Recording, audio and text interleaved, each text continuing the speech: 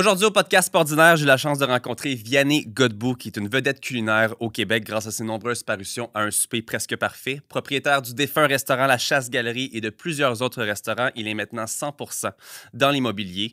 Il nous parle aussi de ses problèmes de santé reliés à l'obésité. C'est une entrevue à ne pas manquer. On a eu une merveilleuse heure d'entrevue avec lui. Bon épisode.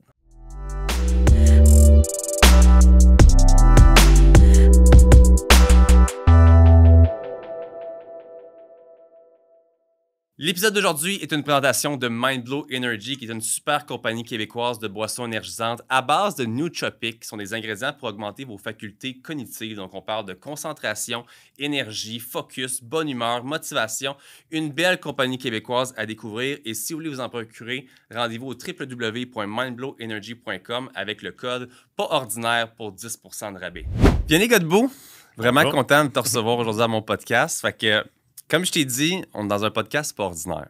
Okay? Moi, je reçois des gens qui sont un peu atypiques ou qui ont des parcours particuliers. Puis quand Max, mon recherchiste, a pris la peine de me dire que je te recevais aujourd'hui, on a fait beaucoup de recherches, on est venu avec plusieurs sujets. Puis je pense qu'on a vraiment des bons sujets à mentionner aujourd'hui. Mais qu'est-ce que je fais toujours, c'est que je commence par la base.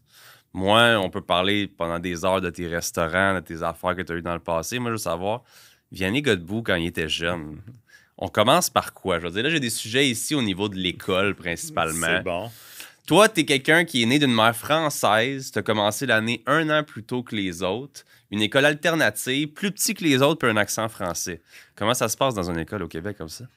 Ben, c'est pas facile. Je pense qu'on parle beaucoup d'intimidation aujourd'hui, puis tout ça, puis ça devient un sujet. Puis en gros, moi, je dis que ça a forgé mon caractère. Là, ça a été excellent. D'ailleurs, j'ai réussi à perdre mon accent français au fil du temps.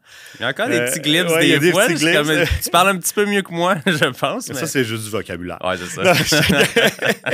Mais ouais, ben, tu sais, c'était une école où il y avait peu de lignes directrices, tout ça. C'est sûr que moi, j'en garde pas des souvenirs fantastiques, mais à quelque part, ce qu'on vit ou ce qu'on subit peut aider à contribuer à ce qu'on devient. 100%. Donc, je suis pas j'ai fait le choix de ne pas vivre de traumatisme ou rien. Puis, tu sais, j'ai eu deux, trois occasions de sortir traumatisé de situation. Puis, en toute franchise, moi, j'ai l'impression que c'est toujours de rebondir, de se construire autour de tout ça. Fait que c'est pas... Je veux dire, c'est pas une période dramatique de ma vie, mais j'ai jamais aimé l'école particulièrement. Surtout, je dirais que normalement, on aime la cour d'école, c'est notre cours préféré. Moi, c'était pas le cas. Puis, tu sais, en plus, je suis arrivé, j'étais le premier qui savait lire dans la classe. Tu sais, j'avais vraiment tous les facteurs possibles pour taper sur les nerfs des autres. Je comprends ça. Puis quand on dit une mère française, est-ce que toi, t'es né au Québec? Moi, je suis né au Québec, dans le même coin que toi, dans le fond, dans les Laurentides. J'ai été élevé au Lac-en-Cœur jusqu'à ce que je commence l'école. Vu que j'étais né en novembre, j'ai eu une dérogation. Ne faites pas ça pour vos enfants. Après 4 ans, c'est ça? Ouais. C'est pas cool d'arriver en maternelle ou en première année avec un an de moins que les autres. Fait que faites pas ça à vos enfants, tout le monde. Ma fille a 3 ans, puis on disait, est-ce qu'on la rentre en pré-maternelle? Puis on a dit non. Ben, pas encore, on parle l'année prochaine. Mais on s'est dit, une bonne idée. Cheers, by the way, super content de te recevoir. Mais ma fille, on parlait de ça, puis j'étais comme pré-maternelle, non, on va avoir tellement le cadre scolaire toute notre vie. Je me disais, laissons-la vivre, laissons-la à la garderie, puis continue de manger du sable. Fais ce que tu as à faire, amuse-toi, puis après ça, il y aura l'école assez longtemps. D'habitude, c'est beaucoup plus le fun d'être le plus grand de la classe que le plus petit. Je laisse ça comme ça, là, mais en théorie, dans un monde sans pitié, les enfants sont à peu près les êtres humains les plus sanguinaires de la Terre. Donc, en toute franchise, c'était mieux d'être le plus grand. C'est la jungle. Fait que je me reconnais un peu dans ce que tu dis parce que moi, au niveau de l'école en général, moi, ça a très bien été à l'école en termes académiques. Le secondaire, j'ai déménagé pour mon secondaire 1. Puis je passe d'un milieu où est-ce que tout le monde est skater à un milieu où est-ce que tout le monde est habillé complètement différemment. Puis j'ai eu beaucoup d'intimidation. Puis moi, j'ai été forcé d'aller en art dramatique. Puis ça m'a forcé à être l'extroverti que je suis aujourd'hui. Fait que tu sais, l'espèce de background où est-ce que l'école a été difficile, mais que ça reflète qui on est aujourd'hui. Toi, justement, les années plus difficiles, c'est quelque chose qui a été répété parce que je vois ici que tu as lâché l'école en secondaire 4. Oui, ben je ne l'ai jamais lâché entièrement, mais mon intérêt a lâché. En gros, d'un point de vue académique, ça allait assez bien. J'étais performant, sauf que Moi, tu sais, j'ai quitté l'école alternative en 5e année parce qu'on faisait des espèces de rassemblements où tout le monde comptait sa journée, où finalement, personne n'avait rien appris. Moi, vu que j'habitais un peu plus loin de l'école, j'étais confronté à mes amis de ma rue, tout ça, qui savaient leur table de multiplication, tout ça, on ne savait rien de ça. On dirait que je vivais un peu d'angoisse par rapport à tout ça. Puis à un certain moment, j'avais un de mes amis de l'école, mon meilleur ami de l'époque, qui était supposément d'accord avec moi. Tu sais, conversation de jeunes de 5e année. Fait que ça, j'avais peut-être déjà une fibre de contestation politique dans l'âme. Je dis, moi, pendant le rassemblement, je vais me lever, puis je vais dire que je trouve que c'est une perte de temps, puis que la moitié de la classe, c'est même pas lire en 5e année. Puis je vais sortir de la classe en guise de contestation. Puis à ce moment-là, mon meilleur ami de l'époque, elle dit, ah ouais, on fait ça, puis il y en a d'autres qui vont suivre. Donc moi, je me lève. Là, je le regarde, je fais, il se lève pas. Hein? Là, je commence, puis je suis comme, moi, je trouve ceci. Alors, ceux qui sont d'accord avec moi, suivez-moi. Alors, en m'attendant à ce que la moitié de la classe se lève, personne ne se lève. Je sors de la classe tout seul. Le prof, écoute, d'un point de vue académique, c'est épouvantable, mais le lendemain, devant tout le monde, dit, bon, ben, Vianney ne trouve pas que les activités de la classe sont intéressantes, donc on va le laisser en retrait. Puis tout ce qu'on peut pas imaginer, ça passerait pas aujourd'hui. Donc là, moi, je suis dévasté. Ma mère vient me chercher, ils me sortent de l'école. Je rentre à une école à Laval, Cœur-Soleil, pour faire ma fin de 5e année, ma 6e année. Ça se passe assez bien. Nouveau groupe d'amis, tout ça. Puis par la suite, j'étais à l'Académie Sainte-Thérèse. Fait que je suis retourné dans un système beaucoup plus standard, tout l'inverse de l'alternatif. Pour mon secondaire, parce que je faisais aussi... Là, on fait du coq à l'âne, mais je faisais... du karaté, du kickboxing en compétition. C'est ça que je voyais qu'au niveau, dans le sens que, tu sais, qu'est-ce qui était de l'école, c'est là qu'il y avait des problématiques, mais toi, tu te retrouvais dans le sport, tu te retrouvais au niveau du kickboxing. Oui, ben en fait, moi, j'ai commencé à faire, c'était du Choi Kwando, je pense. C'était quoi le nom? Bref, tu sais, c'est un peu comme tous les parents qui ont un enfant qui se fait bully, qui est tout petit, on pense que les arts martiaux vont tout régler, ce qui est un mythe total. Je veux dire, faire des katas dans le vide t'aide pas à te défendre face à un gars qui pèse 40 livres de plus que toi puis qui est beaucoup plus hargneux. Bref.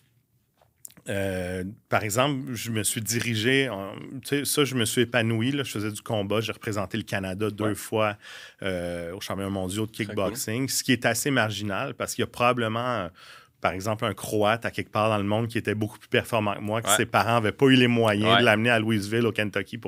Bref, c'est un sport qui est encore marginal. Il n'y a pas une fédération, donc championnat du monde, ça veut dire qu'il y avait du calibre, mais il faut le prendre avec un bémol quand même.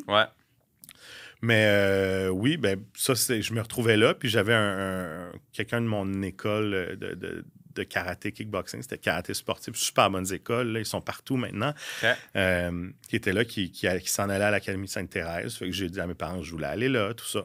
J'ai été là, ça a assez bien été, ma foi, jusqu'en secondaire 4. Là, j'ai toujours eu de la misère à laisser aller les choses si j'étais en désaccord. Puis j'avais une prof j'étais assez performant à l'école, des bonnes notes. J'ai une prof de maths avec qui le courant passait pas du tout. Ces méthodes académiques, pour moi, faisaient pas de sens. Puis pourtant, j'étais un élève, comme je dis, qui était assez performant. Puis, bref, c'était comme mes plus basses notes en mathématiques à vie. Pourtant, je faisais des examens dans lesquels j'avais aucune mauvaise réponse, mais j'étais pas du type à mettre toutes mes démarches sur 3 pages. Puis j'avais un père prof de maths. Donc, dès qu'on est tombé dans l'algèbre et tous ces trucs-là, mais j'en faisais pour jouer parce que il pensait que c'était une activité qui allait intéresser un enfant ou un ado. Mais bref, j'étais content. Aujourd'hui, ça paye. Mais en bout de ligne, c'est que j'avais une prof un peu assez conformiste qui aurait voulu que j'utilise la méthode présentée au tableau. Puis plus on avance dans un parcours académique, plus pour se rendre au même endroit, il y a de plus en plus de chemins. On n'est plus à 1 plus 1 fait 2, 2 fois 2, c'est 4. Donc, puis je me sentais brimé là-dedans. Puis à un certain moment, notre relation s'est détériorée. Puis elle a voulu que je sorte de la classe avant même des révisions de fin d'année. Puis en gros, j'y avais craché ma gomme dans les cheveux. À l'Académie Sainte-Thérèse, ça ne passait absolument pas. C'est le genre de geste qu'on fait, puis 2 secondes après, on est comme « Ah, qu'est-ce que je viens de faire? » Je sais pas quelle académie l'aurait plus laissé passer, mais je comprends. Avec les histoires qu'on entend, du public, tout ça, c'est pas des chaises que les profs se font lancer aujourd'hui. Aujourd'hui, Dans le temps, c'est peut-être autre chose. Non, c'est ça. Ça passait pas du tout. Donc, écoute, ça a été mon dernier jour à l'Académie Sainte-Thérèse. Par la suite, j'ai été à Cure-Antoine-Labelle. Ça, c'était-tu en secondaire 4? Je ne veux pas mentir. Je pense que c'est le 3. Puis j'ai réussi à finir mon secondaire 3. Puis mon 4-5, j'étais à Cure-Antoine-Labelle, où là, j'ai découvert qu'on pouvait foxer sans nécessairement se faire pogner. Bref, faire tout ce qu'on fait quand on foxe. Puis, fait que là, ça a été ma période un peu délinquante parce que on dirait que c'est ce qui est arrivé à l'Académie Sainte-Thérèse. J'ai comme eu une contestation totale de l'autorité. Puis là, c'est comme une nouvelle partie de moi. Puis, tu sais, mon cercle d'amis a changé, est devenu très différent. Ouais, là, c'est la période critique du jeune homme qui... C'est la période... tu sais, Cure-Antoine-Labelle, ça marche pas, je me fais mettre dehors. Après, le virage... ben c'est ça. École très réputée à Pont-Vieux où toute la crème... tu sais, ça, c'est la haute société qui se ramasse là. Bref. Puis j'ai fini... tu sais, genre aux adultes à domicile, j'ai passé mes examens en étant au tremplin à Laval. Quand même, avec les maths fortes, le 436, tout ça. Fait qu'au moins, j'ai toujours bien un DES+. C'est bien. Par la suite, pendant que j'étais au tremplin, j'ai rencontré un orienteur. Je suis pas sûr qu'il avait saisi le personnage tant que ça, mais en gros, il me dit qu'est-ce que tu veux faire dans la vie? Je dis, je veux faire de l'argent. C'est assez clair. Il dit, clairement, tu n'as pas vraiment le niveau académique pour espérer faire autre chose qu'un DEP et tout ça. Ce qui était super insultant parce que franchement, si on regarde mes résultats scolaires, j'ai toujours eu des moyennes générales en haut de 90. Tout ça, j'avais juste un problème d'attitude. Peut-être que le parcours universitaire qui est plus libre aurait été bon pour moi dans ce contexte-là. Possiblement. On le saura jamais. On le saura jamais. Mais... il me dit, tu peux être grutier ou foreur, dynamiteur. Puis il t'envoyait vers... Là, je suis comme grutier et j'ai le vertige. C'est pas bon. Je suis foreur, dynamiteur, OK, cool. Fait que je m'inscris, c'est à Sherbrooke. Là, bref, on loue un appartement au Montagnan à côté de l'université. En bout de ligne, je pense que j'ai été une semaine dans les cours. J'ai réalisé que c'était dans une roulotte d'Équimor en retrait de l'université. Je m'identifiais vraiment pas à aucun de mes collègues de classe. En bout de ligne, j'ai connu la rue Wellington, mais c'est un de mes amis qui étudiait justement, il y avait un programme droit MBA combiné à Sherbrooke. Fait que je me suis ramassé à être tout le temps à l'université, au bar universitaire, en train de me torcher. Pour un bouton, on a compris que ça ne fonctionnait pas. Fait qu'au retour, j'ai expliqué à mes parents que j'étais malheureux et que je voulais revenir et que ça marchait pas. Je comprends ça. Je me sentais seul et désemparé. Donc là, c'est comme une période plus difficile, un peu d'instabilité, que tu sais pas nécessairement vers où tu t'en vas comme choix de carrière. Puis de ce qu'on a comme note, là, c'est tu aurais été vers les auditions pour l'école de l'humour. Je les ai faites. Puis ça part de où? Dans le sens, je vois le personnage, je vois un petit peu qu'est-ce qui s'est passé au secondaire et autres. D'où ça vient l'espèce d'envie de... On passe de se faire proposer d'être foreur à aller faire les auditions pour l'école de l'humour. Encore une fois, no clue. Mais tu sais, j'étais quand même quelqu'un qui était... malgré moi, j'aimais faire du théâtre. J'étais le gars qui était performant en impro. Tout ce qui était exposé, les exposés oraux, ça se passait super bien. J'étais à l'aise. Puis...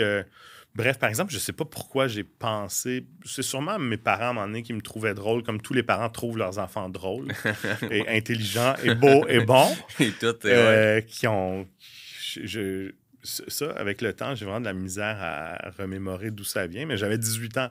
On n'est pas sur une grande période de remise en question. Là. Je suis quand même jeune. Je ne suis pas dans la trentaine chez mes parents. Là.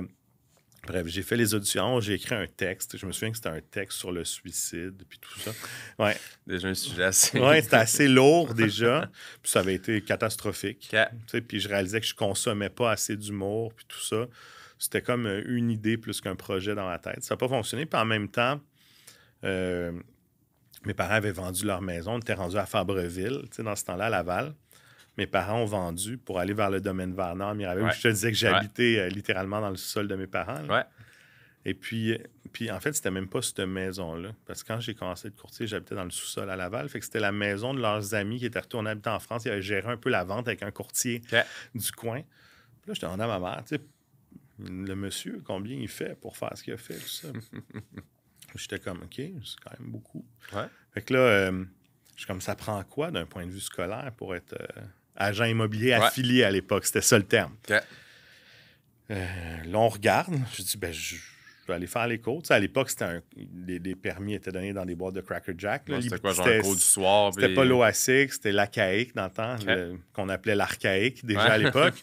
Et puis, c'était un cours de 3 mois, le matin, en retrait encore dans une Christie de roulotte. Au cégep, j'étais condamné à étudier dans des roulottes d'Icky Moore.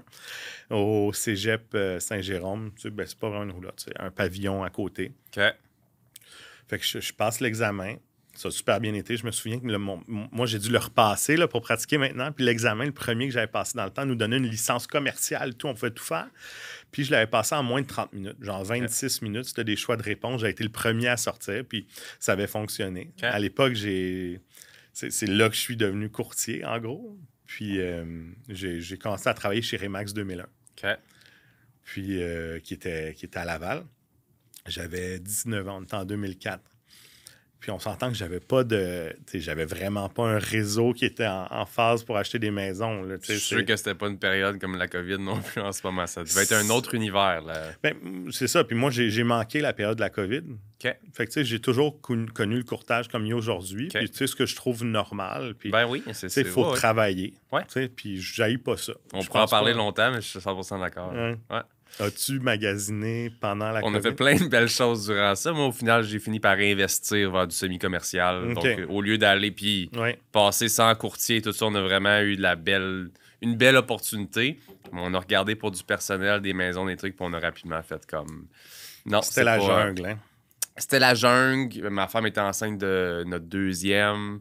C'était juste pas un bon timing. Les business grossissaient, mais devenaient plus de responsabilité. C'était juste vraiment pas un bon timing pour nous. Puis on a fait comme, non, tu sais quoi. Puis les deux, on a des personnalités comme ça, on est des doers, mais dans nos business ou dans nos familles. Le reste, un peu à l'extérieur, c'était comme, on est bien, on loue une maison, on est dans un confort. Je vais pas aller me casser un bras pour aller trouver absolument une maison, puis après ça, essayer de chercher un notaire, puis après ça, essayer de dealer. Puis je me battrais pas avec 20 autres personnes pour payer 150 000 de plus sur une maison qui en vaut pas le prix. Là. Fait que on était dans cette mentalité-là à ce moment-là. Mais toi, à 19 ans, comme ça, qui sort, de ce que Max me disait, t'avais des techniques un peu... peut-être weird. Ben, tu sais, la seule autre job que j'avais eu à l'époque, c'était de faire du cold call, vendre des thermopompes. Fait que, veux pas, j'étais quand même game, tu sais, pour sonner aux portes, tout ça. Puis c'était ma seule avenue, hein. Tu sais, aujourd'hui, avec le réseau d'amis que j'ai, de contacts, j'ai de la business qui se génère un peu de façon organique, naturellement. En contrepartie, à l'époque, c'était pas le cas. Les réseaux sociaux ne devaient pas être non plus... Ben, ça n'existait pas. Il y en avait juste. Moi, je te donne pas d'âge présentement, j'ai aucune idée. J'ai 37 ans, j'ai 37 ans. Fait que ça fait un peu moins de 20 ans.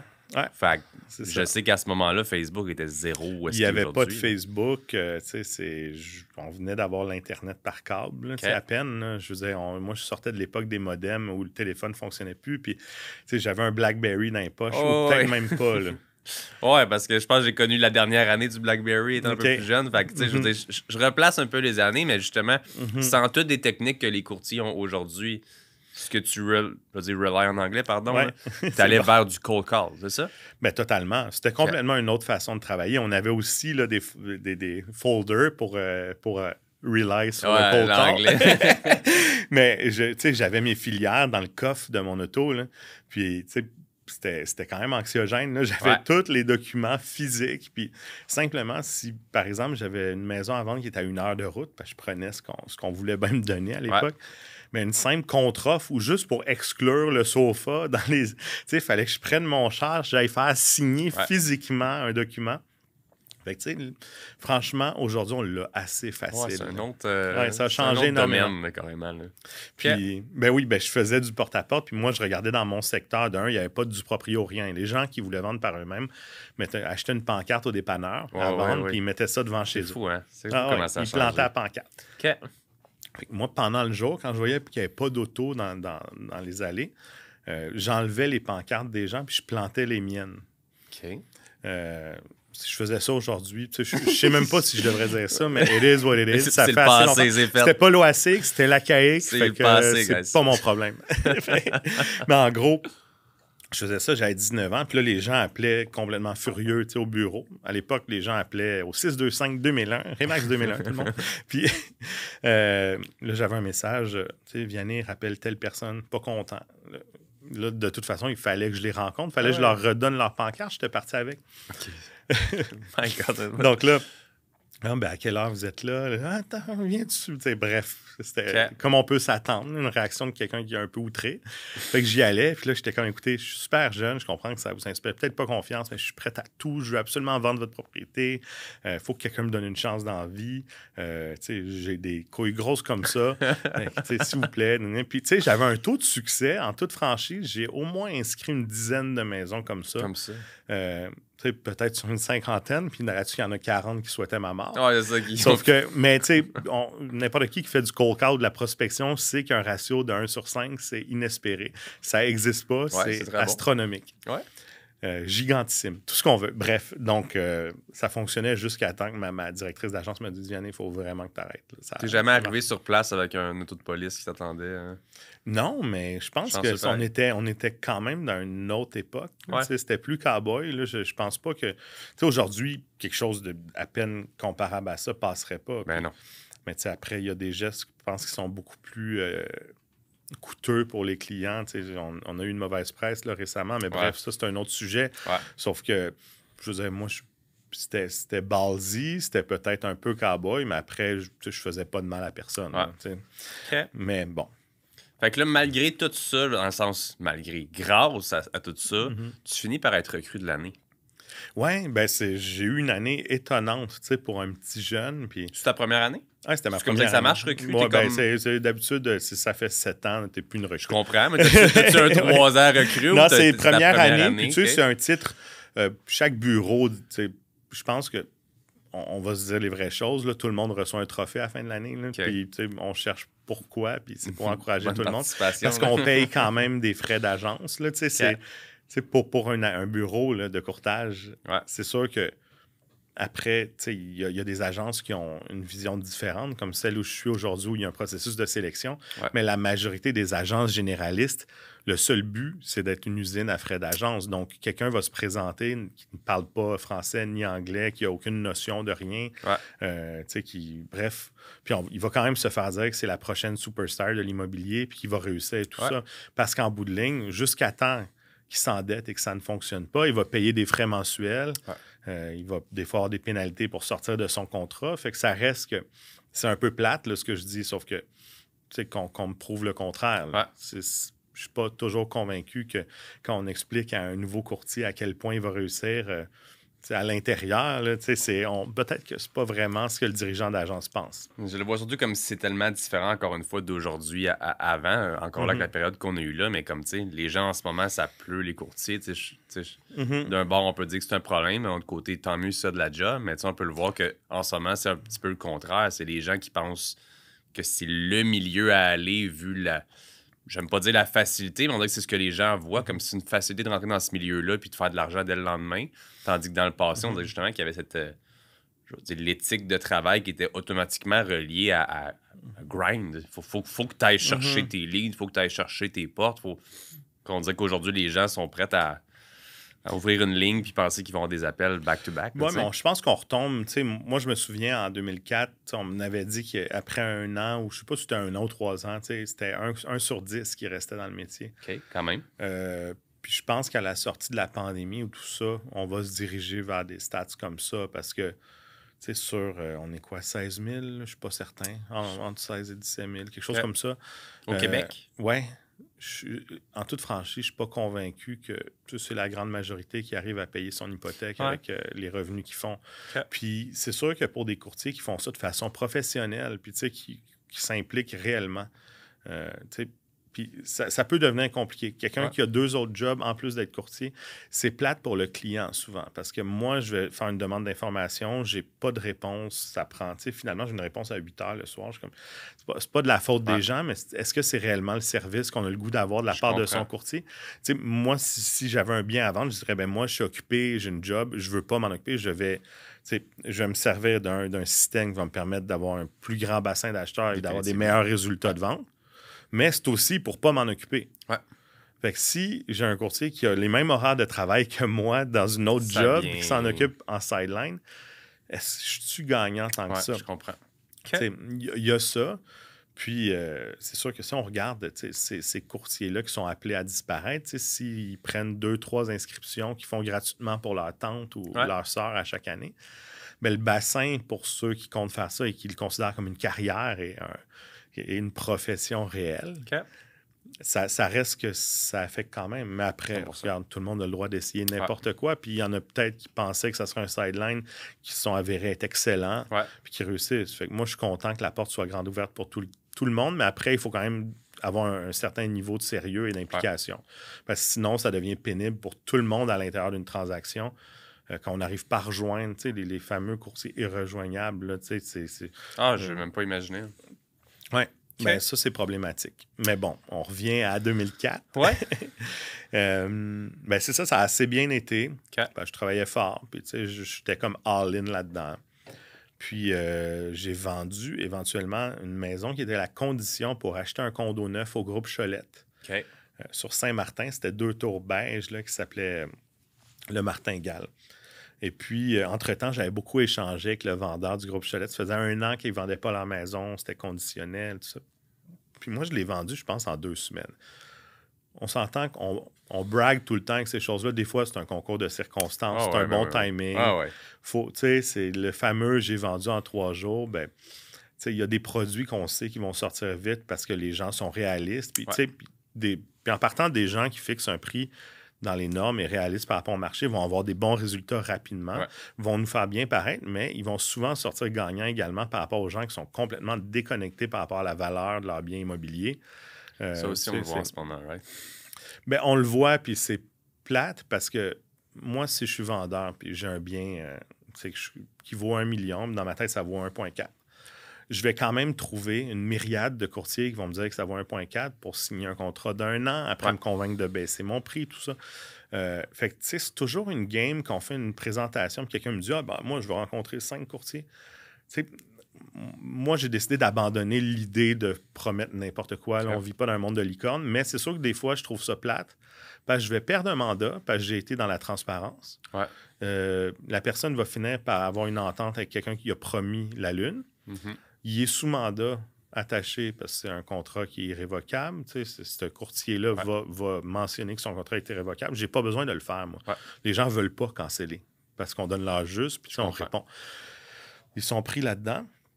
En bout de ligne, tu vois des baisses de prix à répétition. Leur projet se réalise plus tard qu'ils le voudraient. Ça prend 8 mois. En bout de ligne, ils vendent à peu près au prix ou en bas du prix de l'évaluation que je leur avais donnée. Puis là, je me dis, coudonc, est-ce que j'aurais dû y aller puis les signer 1 an? Puis, sauf que c'est de l'énergie, puis je pense qu'on dort mal quand on fait ça. Qu'on donne leur juste, ça se passe bien, c'est plus le fun. L'honnêteté, transparence, c'est toujours une de belle qualité. Oui, puis c'est payant. Plus, c'est payant. Oui, c'est ça. Je suis sûr que oui. Si je sais qu'on pourrait en parler pendant des heures, mais moi, je veux aussi qu'on aille aborder un peu ton passé de restaurateur. Ben oui. Parce que moi, quand j'ai vu ton visage, quand Maxime m'a présenté ton profil, je t'ai reconnu de l'émission qu'on mangeait beaucoup, hein? Un souper presque parfait. Ouais. Tu as eu 3 passages à un souper presque parfait. 4 passages. Ouais. Ça, comment ça... Moi, je veux qu'on fasse un petit retour sur comment, premièrement, tu as décidé d'aller là-bas, mais je veux aussi qu'on parle un peu comment ça se passe, un studio, comment ça se passe, un enregistrement, un affaire comme ça. Fait à la base, quelle bulle t'es passé par la tête d'aller à un souper presque parfait? Bien, vu mon parcours de courtage immobilier, tout ça, j'étais le premier de ma gang d'amis à avoir un condo où c'était le fun de faire des soupers, écouter le hockey, recevoir tout ça. Fait que je recevais toujours mes amis chez moi. Puis, veux pas, tu sais, un mardi là, où il y avait les méchants mardis à TQS, là, tu sais, avant, C'était V, clairement. C'était pas TQS, parce que Souper presque parfait a commencé à V. TQS, c'est loin. Là. Tu vois que je suis vieux. Là, je l'ai connu aussi, mais c'est loin. Je m'aide pas. Mais on écoutait Souper presque parfait, puis on trouvait ça super drôle. C'était un vent de fraîcheur là, au début. C'était quand même très cool. Puis je cuisinais beaucoup, puis relativement bien. Les origines françaises qui revenaient à... Oui, puis je pense que ça n'a même pas de lien. Ma mère cuisine bien, mais ça reste que le plus vite possible. C'est pas sa passion, pantoute. Elle fait plein d'autres choses, mais pas ça. Puis, à ce moment-là, il y a un de mes amis, je me souviens plus qui exactement, mais je pense que c'est Mathieu Courtemanche. C'est barbier. On a été colocs. C'est un ami d'enfance. On a grandi sur la même rue. Puis lui, il m'a inscrit en cachette. Puis je reçois un appel des recherchistes, puis oui, vous êtes inscrit Souper presque parfait. Là, je suis jusqu'à... Hein? Fait que là, je fais, ouais, absolument, c'est moi. Puis en bout de ligne, j'ai été de l'avant. À l'époque, je m'étais ultra préparé. C'était, mon Dieu, je ne sais plus comment il faut l'appeler, mais à l'époque, il s'appelait Giovanni Apollo qui m'avait aidé avec mon menu. C'est pour ça que j'avais de l'azote, plein de choses. Puis, le passage, ça avait été vraiment cool. En toute franchise, Souper presque parfait, ça dépend des gens avec qui tu es autour de la table pour ta semaine. J'ai eu des semaines atroces où j'ai pas eu de plaisir, puis il y a d'autres semaines où ça a bien été. Après, tu es quand même en train de souper à 5h30, tu sais, ça finit à 10h. Ah, puis avec du monde que tu connais pas, puis que, comme tu as dit, il doit y en avoir que tu n'as pas envie de connaître plus que ça. Si tu as du plaisir à passer 5 jours d'affilée avec ces gens-là, c'est le fun. Si tu n'as pas de fun, c'est pas le fun. C'est simple comme ça. Puis je dirais que je suis comme 50-50 dans mes expériences. J'en ai eu... j'ai eu une semaine où le mardi, j'ai appelé, c'était Anissé, la réalisatrice, puis je dis « Hey, regarde, j'arrête la semaine. Là, pour vrai, c'est du niaisage. On laisse faire. » T'as fait ça? J'ai fait ça. Puis là, je me souviens, le lendemain, elle voulait me rencontrer avec la productrice. Puis écoute, on leur crée vraiment une problématique si on scrape une semaine. C'est sûr. Ils ont comme fait comprendre ça. Je me souviens qu'ils étaient venus me rencontrer au Mumba à Laval dans le temps. Puis il m'avait convaincu, j'avais continué. Là, le candidat avec qui je m'étais accroché, il m'avait comme appelé au téléphone pendant ce temps-là. Puis ça avait été tourné. Bref, on a continué la semaine. Puis les autres fois, je l'ai fait, j'ai eu du plaisir. J'ai fait une semaine avec François Lambert. Ça, j'ai découvert un gars beaucoup plus le fun que la perception que j'avais au départ. Là, puis c'est un gars qui est quand même super intéressant. Il y a des amitiés qui se gardent, il y en a qui existent jamais, qui débutent jamais. Puis, bref, c'est un peu ça, mais c'est sûr que là, les gens m'en parlent plus. Là, ça fait longtemps, c'est terminé. Là, je suis has-been.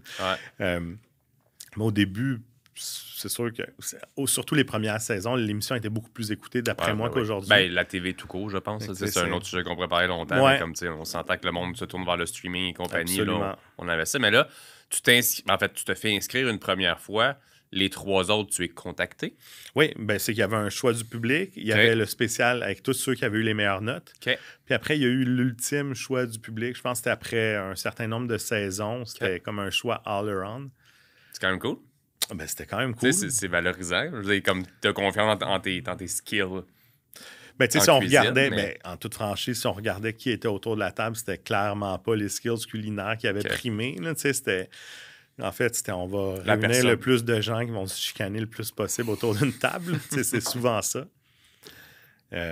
Faut du drama quand même un peu. Là. Des semaines où ça se passe trop bien. Nous, il y en a eu où, autour de la table, on mangeait, on parlait pas. Puis à un moment donné, ils font comme couper. OK, là, parler de politique. Il y a quand même un peu un peu stagé quand même. En fait, ils vous mettent pas des réponses dans vos bouches, mais ils vont vous mettre dans des lignes directrices si c'est pas... il y a une job de réalisation qui est faite. Après, moi, quand j'entends quelqu'un se justifier parce qu'ils ont mal passé à la télé en disant « Ah, c'est le montage, ça. » Non. Ce que tu as dit, tu l'as dit. Tu l'as dit. Ils t'ont amené là-dedans, t'as mordu. Moi, ça arrivait des fois, ils étaient comme là, tout ça, t'en penses quoi? Là? Puis j'étais comme, j'ai pas de commentaire. J'étais comme, tu me feras pas dire ce que tu veux que je dise. Parce que, c'est... Puis j'avais quand même deux conseils. Soyez super gentils avec l'équipe de tournage puis la réalisatrice, parce que c'est eux qui vont déterminer votre image. Quand ils viennent chez vous, genre, faites-les pas chier. Puis, oublie jamais que tu es toujours filmé. Puis ça, je pense qu'il y en a. Il y a des gens qui oublient complètement. Ouais, je suis d'accord. Quand je vois des gens pour essayer de gagner 1000$, donner des 5 à tout le monde, je suis comme, oh mon Dieu, c'est tellement triste. C'est tellement une vitrine puis un moment de montrer qu'on est fair dans la vie puis tout ça. Fait que, puis juste en tout cas, le passage, l'expérience, dans mon œil à moi, vaut plus que le 1000$. Je comprends la réalité de chaque personne qui est différente, mais je veux dire, si tu relies réellement sur cette émission-là pour... je veux dire, le prix en argent, il est cool si tu le gagnes, mais tu devrais pas le faire juste pour ça, on s'entend. Avec les soupers que je faisais, la plupart du temps, je te dirais que je partais under, même si je gagnais. Tu perdais de l'argent. J'étais pas là pour le prix. Le prix, il allait peut-être... fait que ça, c'est tu payes. Ça aussi, c'est une information que tu payes tes soupers. Ben, c'est sûr que... clairement, puis on le voit, on a un budget. Là. Je pense qu'il nous donne comme aux alentours de 300. Je ne sais plus le montant. Puis le surplus, c'est toi. Il y en a clairement que tu vois qui se gardent 200 dans les poches. Puis moi, de l'autre bord, souvent, que j'accueillais au champagne, whatever, la première bouteille que je popais, je venais de détruire le budget en partant. Puis j'essayais de faire des beaux accords mes vins, puis je servais des produits fins, puis tout ça. Fait que, très cool. Là, c'est... Très cool. Fait qu'après ça, dans le sens, toi, à ce moment-là, t'as été propriétaire de la chasse-galerie. C'est ça qu'on va parler un petit peu. Si on se met un petit peu dans le time frame ou autre, là, est-ce que tu es déjà restaurateur quand tu vas à l'émission? Pas du tout. Fait que tu fais l'émission. Au dernier passage, j'avais le restaurant, mais les gens cherchent souvent une connotation claire entre Super Resto Parfait puis le resto. Puis, il y en a. À part d'aimer la bouffe, il y en a pas. Moi, quand j'étais enfant, je voulais pas être policier ou pompier. Je voulais être propriétaire d'hôtel. C'était mon rêve. C'est cool.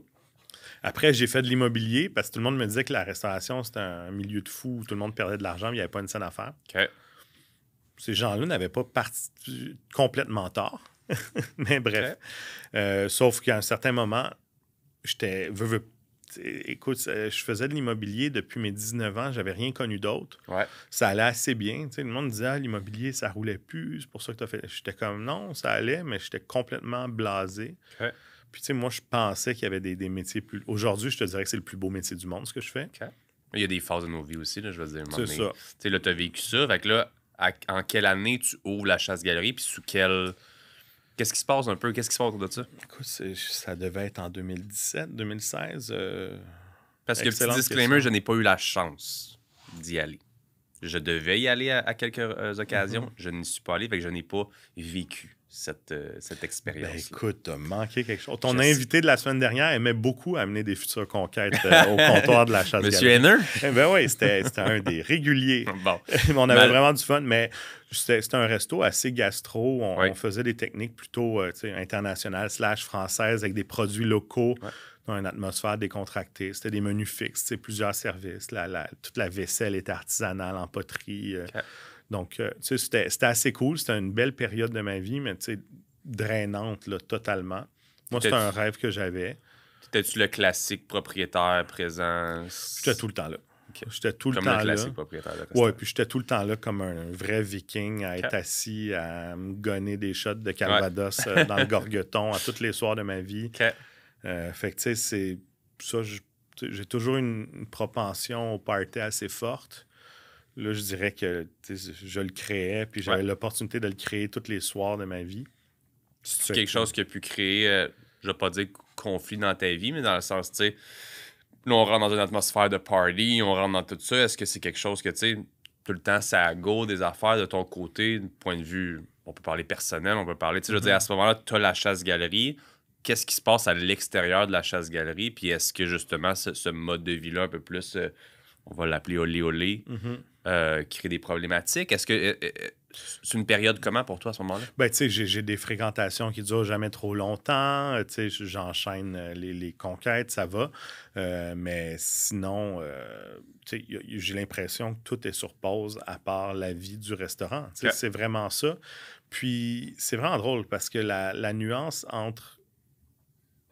des fois, je le vois comme une période très heureuse de ma vie, festive et agréable. Puis la nuance entre ça et une période très sombre et déprimante est comme dure à établir, est pas loin. Puis on est collé là-dessus. Puis ça m'a amené littéralement là, à me foutre la santé en l'air de façon monumentale. C'est probablement notre prochain sujet de conversation. Mais la restauration, moi, c'est une passion. Je m'impliquais dans le monde de la restauration montréalaise, c'était ma vie. Puis pas juste mon restaurant, mais la gastronomie montréalaise. Puis même, après, je me suis présenté aux élections municipales. Puis mon mandat au sein de l'opposition, c'était de créer le consortium pour faire justement, pour tenter de faire rentrer le guide Michelin à Montréal. Okay. Ça, c'était mon cheval de bataille numéro un. Puis, il y a une manière très simple là, de le faire. C'est pas si compliqué ça. Faut faire un audit, il faut juste créer des fonds avec un consortium de restaurants ou la municipalité directement, la ville. Puis, il faut payer les inspecteurs pour venir voir si la ville est étoilable ou non. Donc, ça aurait pu être fait, mais les gens en ont décidé autrement. Ben oui. Mais, bref, le peuple a parlé. On ne reviendra pas là-dessus. Peut-être plus tard. J'ai pas de problème, c'est pas amer du tout pour moi. Mais là, justement, tu as ça. Là, de ce que je comprends après, c'est que tu as voulu peut-être te diversifier avec d'autres restaurants. C'est-tu bien le cas? Bien, ça, en fait, j'avais 2 projets en cours quand je suis tombé malade. Parce qu'après à l'anniversaire de mon partenaire du Chasse-Galerie, j'arrive à sa fête. Puis, clairement, je pense que si j'avais été voir un médecin, même 3 ans avant, il m'aurait dit que ça allait pas. Mais moi, c'était comme l'hôpital, c'est utile pour aller à la morgue qu'on est mort. Ouais, le classique homme qui va jamais aller demander rien à son médecin. Mais si on met la parenthèse, justement, avant qu'on aille vers les restaurants, COVID, compagnie, tu as eu des problèmes de santé assez importants qui ont eu... Tu as eu besoin d'une opération, même. Ben moi, je suis transplanté hépatique. J'ai été à deux poils de couille de la mort, là, littéralement. J'arrive, j'avais les yeux jaunes, le teint jaune, un peu du jour au lendemain, dans ma version des faits. J'étais obèse morbide, j'étais vraiment gros, ça allait pas, mais ça, je le ressentais pas parce que... C'est pas agressif, pardon de te couper, mais comme si tu... J'ai pas vécu en obésité dans mon passé ou rien, comme... De ton côté, comment tu l'as vécu? Tu te réveilles du jour au lendemain puis il y a quelque chose qui se passe ou c'est-tu la pause du restaurant? Est-ce qu'on a parlé que tu étais très petit étant jeune? C'est-tu quelque chose qui... As-tu toujours eu une courbe qui a fait comme tu as toujours pris du poids puis qu'à un moment donné, c'est comme il est trop tard? Ben à 16, 17 ans, puis j'ai de la misère à figurer les âges, mais j'avais un bon physique. Ça allait. Pendant longtemps, comme mon premier passage au Super Reste Parfait, c'était quoi en 2010? Je me souviens que j'avais vraiment fait une diète sévère un mois avant pour pas avoir l'air gros à l'écran, puis tout ça, mais je pesais comme peut-être 230. C'est pas épouvantable. Pour 6 pieds 1, ça va. Non, puis après, ça a été assez progressif. Puis les gens disent, comment tu peux te laisser aller de même? Mais tu t'en rends pas compte dans ton quotidien. Puis il y a un moment où là, tu as un peu d'inquiétude. Tu regardes la balance, tu es comme, ça va pas. Tu décides de jouer à l'autruche, tu te mens à toi-même, tu arrêtes de te peser, puis il arrive un moment où là, tu as juste explosé de tout bord, de tout côté. Puis là, c'est le découragement. Tu as l'impression que l'objectif, tu étais à 230, tu es rendu à 380. Qu'est-ce qu'on fait? C'est trop loin, ça marche plus, tout ça. Ce qui a mené probablement, on s'entend que ça c'est un autre truc, sauf qu'il faut arrêter de ça. Puis ça, je pense que c'est une chose en ce moment. Puis moi, je pense qu'il ne faut pas...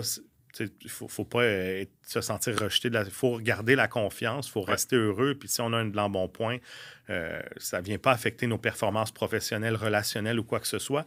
Mais il faut quand même qu'on reste réaliste. Puis en ce moment, je pense qu'on essaie un peu dans tout le body positive puis tout ça. Qu'est-ce qui est le message véhiculé de c'est pas parce que... J'en ai vu un cette semaine, c'est pas parce que mon poids ne... Je sais pas comment c'était écrit en anglais, mais comme pour dire que le poids ne reflète pas la santé. Bien, malheureusement, puis malheureusement pour moi, parce que j'en ai encore à perdre, le poids reflète énormément la santé. Puis, je veux dire, je pense que la science, il faut se baser sur des probabilités et pas des exceptions. Ouais. Donc, je présume qu'il y a probablement des gens qui souffrent dans mon point majeur, qui sont super en santé. Ouais. Mais, la règle générale, ce n'est pas le cas. Fait que, ça reste que... Je l'ai vécu, là. Ça va créer des problématiques à court, moyen ou long terme.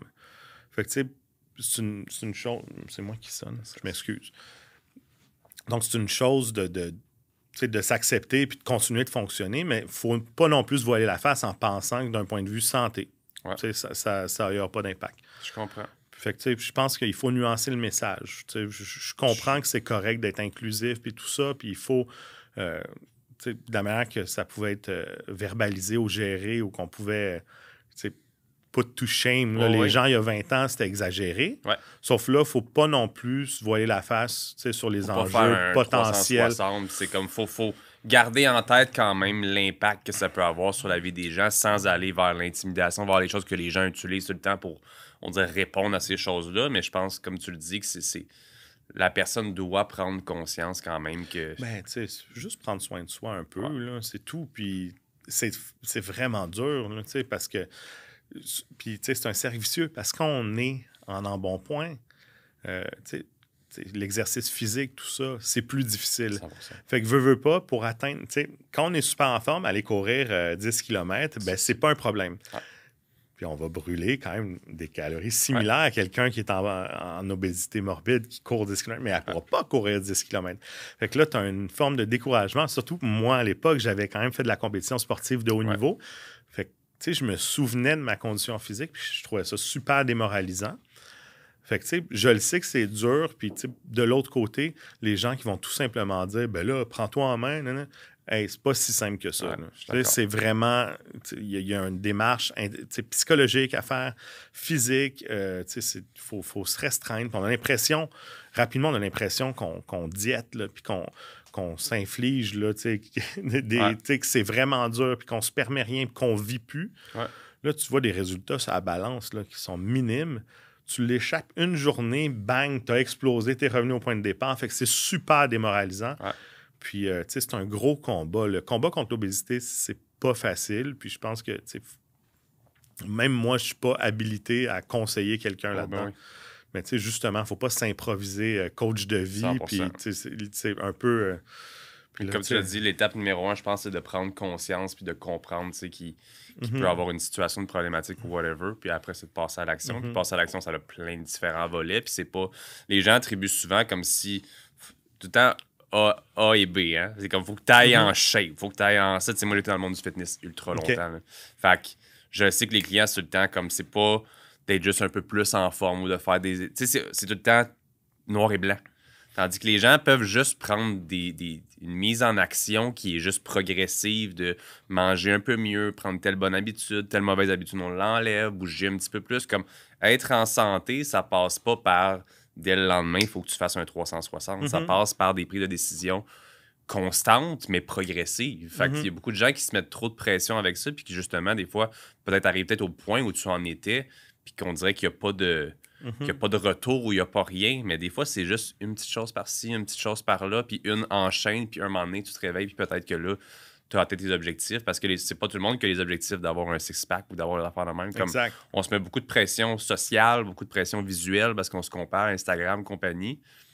Mais la santé n'est pas relative au physique. Le poids, etc., il y a un moment où est-ce que je pense, comme on l'a dit, que ça doit être pris en considération. Mais non, il n'y a pas de poids ou de... Tu sais, on s'entend que depuis moi, on ne sera jamais le même poids vu probablement la grandeur, mais dans le sens la physionomie, tout ça, mais ça n'a pas nécessairement d'impact sur un et l'autre qui est en santé. Ou... Ben, on voit les culturistes qui performent mondialement, qui meurent à 45 ans. Là, puis ça reste que c'est un autre type de surplus de poids, mais ça reste, c'est du monde qui sont trop pesants pour leur charpente pareil. 100%. Fait que, on revient un peu à la même chose. Puis je pense que le jour où on se conscientise justement que c'est plutôt...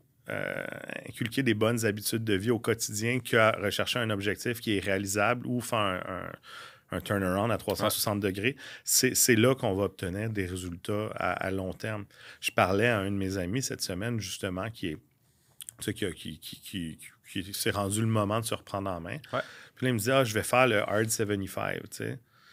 Tu sais c'est quoi? C'est clair, là, mais pour le bénéfice des auditeurs, c'est s'entraîner 2 fois 1 heure par jour? 2 fois 1 heure par jour, un à l'extérieur, un autre de ton choix.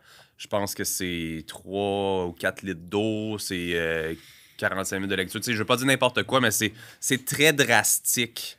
Pas de sucre, pas d'alcool. C'est tellement intensif. Puis moi, personnellement, je ne l'ai jamais fait. Puis je suis dans le milieu, comme je t'ai dit. Puis ça ne m'intéressait pas de m'infliger ça. Ou si j'ai des enfants, j'ai des choses, je suis rendu ailleurs dans ma vie aussi. Je n'ai pas besoin de le faire pour me prouver de le faire, mais je comprends qu'il y en a qui veulent se repousser leurs limites. Mais d'un autre côté, quelqu'un qui veut se remettre en forme du jour au lendemain, c'est peut-être un peu trop drastique aussi. Ben, tu sais, c'est quand tu t'adresses à quelqu'un qui fume 2 paquets par jour puis qui se fait livrer de la belle province pour toutes les lunchs de sa vie depuis 10 ans, il y a des bonnes chances qu'il subisse un échec puis que ça devienne... Ça le démotive encore plus. plus. Fait que, tu sais, l'idée, c'est le matin, là, tu sais, prends les marches au lieu de l'ascenseur. Va prendre une marche d'une demi-heure. Commence ta journée avec un déjeuner comme... qui existe, consistant et non la diète de construction, là, 2 clopes, un Monster. Là. Fait que, je suis d'accord. Mais bref, tu sais, c'est un... Puis moi, après, tu vois, quand j'ai été hospitalisé, j'ai quand même réussi à refaire des erreurs puis à me retrouver au même poids que j'avais avant.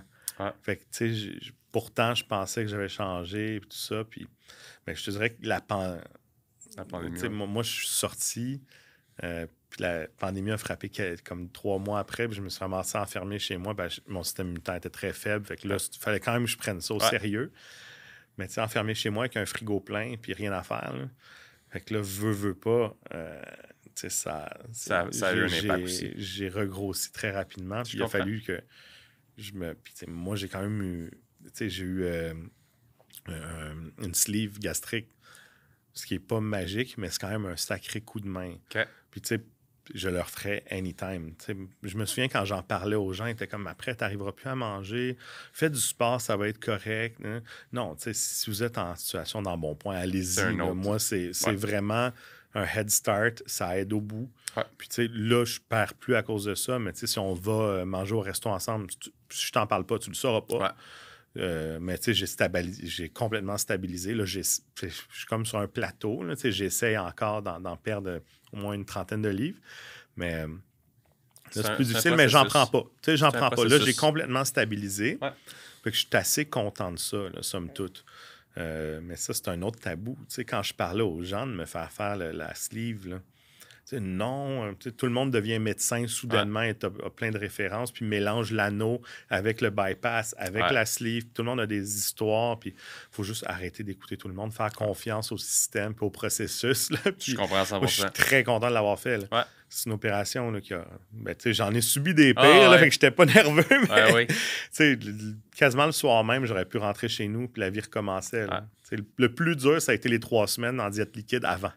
Ça a été le plus dur de tout le processus. Non, ben, tu sais, t'es motivé, tu sais que ça s'en vient. Oui, donc, tu le fais. Vianney, il nous reste comme 2 minutes ensemble. J'avais encore 1001 sujets à parler, fait que ce sera un épisode 2. Mais moi, ce que je veux finir, c'est de dire, suivant justement ta sortie du monde de la restauration, je veux qu'on termine parce que là, de nos jours, tu es de retour avec Engel, je suis personne ne le prononce bien. C'est sûr que moi, le monde... je pense que si on était allemand, on dirait Engel and Volkers ou Fulkers. Mais... Angel ou Engel? On va dire Engel Volkers. Engel et Volkers. Et tu te lances en politique. En fait, tu étais déjà dans le monde de la politique pour le retour de Denis Coderre. C'est bien ça? Non, pas du tout. Moi, j'ai... Tu vois, Max, il sort des affaires des fois. Là. Dans le passé. J'ai fait la campagne électorale. Les dernières municipales, je me suis présenté dans Rosemont. OK. Qui était, on va se le dire, c'était un arrondissement qui était perdu d'avance, mais moi, j'avais eu des mésententes avec l'administration municipale qui était en place en sortie de COVID, parce que mon restaurant était sur Saint-Denis. On avait une permission pour grandir notre terrasse, pour justement compenser avec la distanciation qui faisait que je pouvais faire 9 clients par soir. Ça n'a pas de sens. J'ai investi un montant X, au-dessus de 10 000 pour faire une belle terrasse. Et j'ai reçu un mot de la ville dans ma porte de restaurant collé qui disait qu'il fallait que je la démonte dans la prochaine semaine pour les travaux du rêve qui est l'autoroute de vélo. D'un, ça, je savais que ça s'en venait, mais je pensais pouvoir profiter de ma période. J'espère. Puis c'est surtout que je venais d'investir, comme beaucoup. Ça a démarré une chicane assez... monumentale avec la mairesse et ses acolytes. J'ai organisé une manifestation devant l'hôtel de ville. Donc, l'opposition m'a approché. Puis j'ai dit, tu sais, tant qu'à... les bottines doivent suivre les babines. Fait qu'on va mettre la face sur le poteau. Je me suis donné à 100%. Ça m'a créé un réseau de contacts qui est super. J'ai appris énormément là-dedans. Je m'attendais... J'ai tout fait pour gagner, mais j'étais un peu... C'était pas surprenant que je perde. Mais tu sais, j'ai été au front. Puis tu sais, moi, c'est un peu ma façon de faire. J'y ai été jusqu'au bout. Puis ça coordonnait parce que moi, je devais refaire mon cours. Parce que vu que je n'avais pas pratiqué l'immobilier depuis longtemps, j'ai dû repasser l'examen. J'ai encore un vieux permis de 2004. Je suis un nouveau bébé avec un examen. Ça fait 2 ans que j'ai recommencé? Même pas 2 ans. Puis, bref, quand j'ai perdu, j'ai commencé le courtage pas mal après. OK.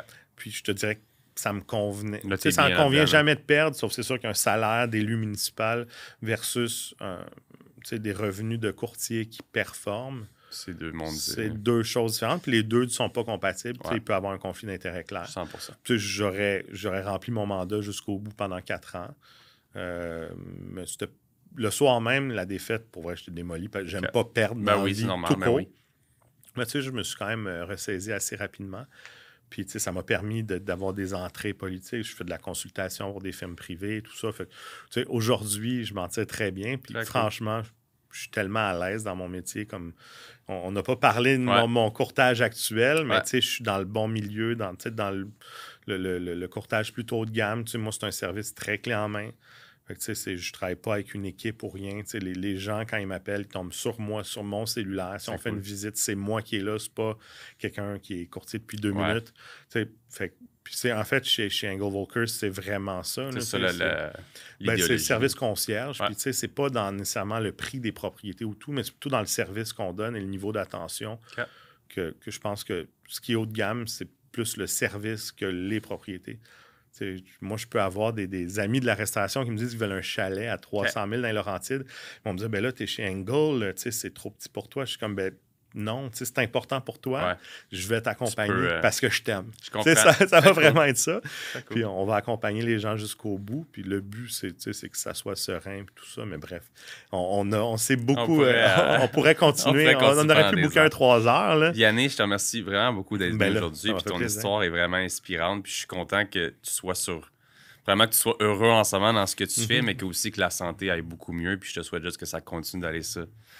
D'année en année, puis ça lâche pas. C'est ce qu'on souhaite. C'est fragile, il faut le maintenir. C'est un équilibre assez... Ton message, je pense qu'il est quand même super important pour les gens dans le sens où est-ce que de prendre conscience de tout ça, là, je pense que c'est juste la base, puis que c'est correct qu'on évolue vers certains messages de positivisme dans tout ça. C'est nécessaire.